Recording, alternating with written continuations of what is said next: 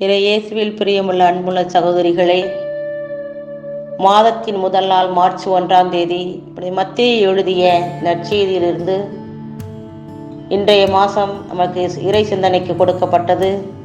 அதிகாரம் 21, இறை வசனங்கள் 31 முதல் 46 முடிய உள்ள இறைவார்த்தைகளுக்கு செவி கொடுப்போம். இன்றைய சிந்தனை: நீங்கள் மிகுந்த கனி தர வேண்டும். கனி என்பது மனித வாழ்க்கைக்கு நம்பிக்கை தரும், வாழ்வில் இனிமை பிறக்கும், மகிழ்வை தரும், இனிமை தரும்.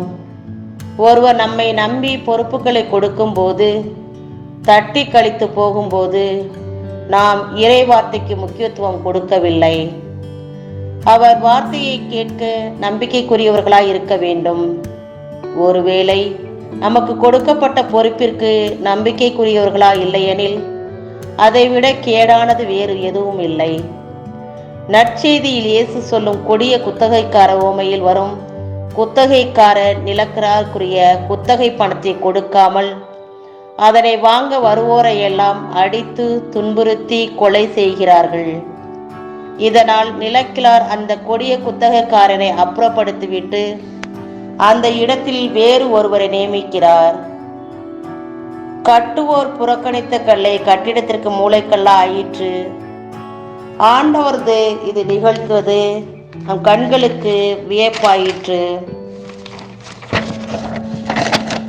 என்ற இறைவார்த்தையை ஒரு கட்டிடத்திற்கு அடித்தளமாக எவ்வாறு கல் மூளைக்கல்லாக இருக்கிறதோ அதே போல கிறிஸ்தவர் என்பவர்களுக்கு இறைவார்த்தை மிகவும் முக்கியமானது. வார்த்தை என்பது ஒரு முழு மனிதனை உருவாக்குகிறது.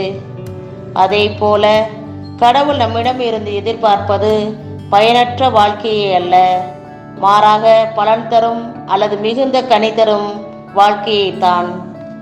வாழ்க்கையை ஒரே ஒரு முறைதான் வாழ முடியும். அந்த வாழ்வை பயனுள்ள விதத்தில் வாழும்போது நாம் உண்மையான இயேசுவின் சீடராக முடியும். இந்த ஓமையில் நிலக்கிழார் திராட்சை தோட்டத்தை தொழிலாளர்களிடம் ஒப்படைத்துவிட்டு தனக்கு நிறைய லாபம் கிடைக்கும் என்ற எண்ணத்தை விட்டு சென்றார். அதே போல நாமும் இறைவார்த்தை கேட்டதோடு மட்டுமல்லாமல் வாழ்வில் நம்பிக்கைக்குரியவர்களாய் வாழும்போது கிறிஸ்தவர் என்ற உண்மை நிலையை பெற்றுக்கொள்கிறோம். வார்த்தையை வாழ்வாக்குவோம். இறைவார்த்தையை கேட்ட அனைத்து உள்ளங்களுக்கும் இன்றைய நாள் நம்பிக்கைக்குரிய நாளாக மாறட்டும்.